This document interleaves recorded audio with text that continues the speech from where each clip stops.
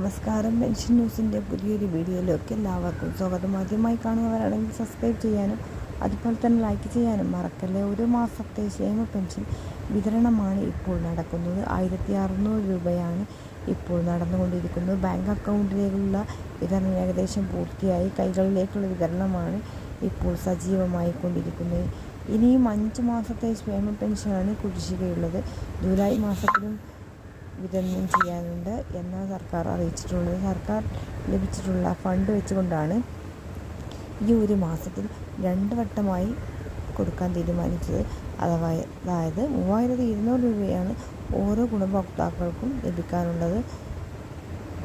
Mustering ചെയ്യാത്ത എല്ലാവരും 2024 mustering ചെയ്യേണ്ടതാണ്. 60 ലക്ഷത്തോളം വരുന്ന ഗുണഭോക്താക്കളുടെ പ്രതിഷേധത്തോടു കൂടിയാണ് ഇങ്ങനെ അവസരം ഉണ്ടായിട്ടുള്ളത്. കൂടുതൽ വാർത്തകൾക്കായി നമ്മുടെ സബ്സ്ക്രൈബ് ചെയ്യാനും ലൈക്ക് ചെയ്യാനും മറക്കട്ടെ. Thank you for watching.